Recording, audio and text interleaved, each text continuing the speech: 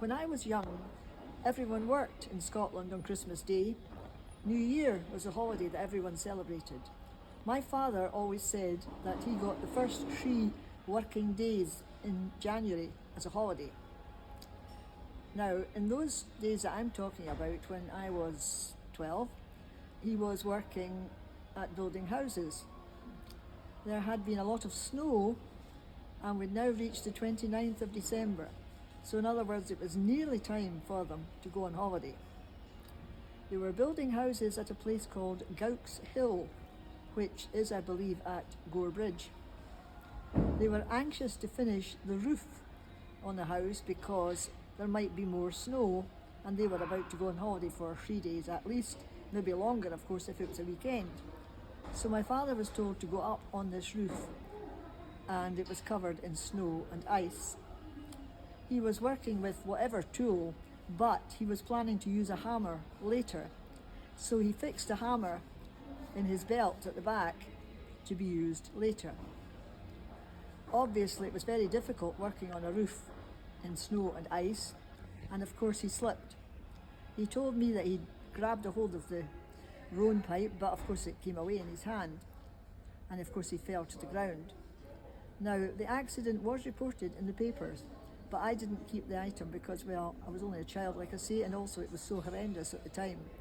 But it was reported that he fell 33 feet. And of course, when he fell, he landed on the hammer, didn't he? And he broke several ribs.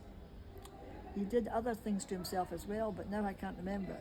But I do remember being taken to the old infirmary, and he looked absolutely dreadful, and I thought he was dying. It was terribly, obviously, terribly upsetting. However, he recovered in time. He was a fantastically strong man. He really was. Not just because he was my father, he really was. But he recovered in time, and eventually he got home, but not able as yet to go back to work. So he decided to go out for a walk one day. And he lived in Ankerfield, of course, in those days. So he was walking along Anfield when he met a New Haven man. Cannot remember the name now. But anyway, he said this man immediately stopped when he saw my father coming and said, "I've just seen a ghost. You're meant to be dead. Is that really you, Davy?" So my father said, I said to him, "Well, it's all that's left of me."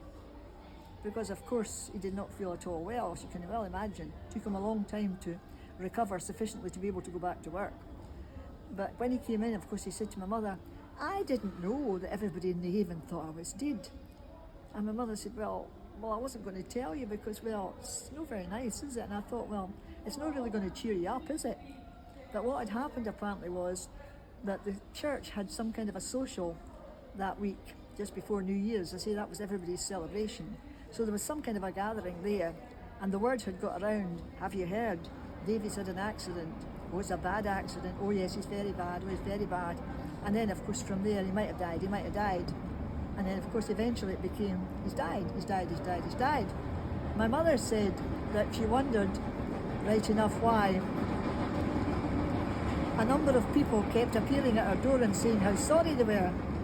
And some of these people were people that she didn't really know very well. And she thought, well, it's very nice of them, really, but I mean, it seems a bit strange. But of course, what she didn't realise was they were coming to say they were sorry because they thought he was dead. And she was just thinking they were just turning up to say we're sorry he's had an accident. So anyway, eventually she found out what had happened, but as I say, she did not tell my father. When she found out that this man had told my father, she was none too pleased.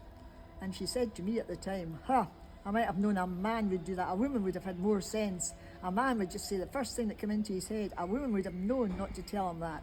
I mean, come on, that's not going to help him any. But anyway, he knew by that time. Now, I do know for sure that after that, a long time after that, there was at least 2 women that I can think of in New Haven who also were in hospital, also were very ill, and it was rumoured all through New Haven, dead. And in both cases, they recovered and lived to be quite a good age. One in particular lived to be 100, believe it or not. So you could safely say that reports of their deaths were greatly exaggerated.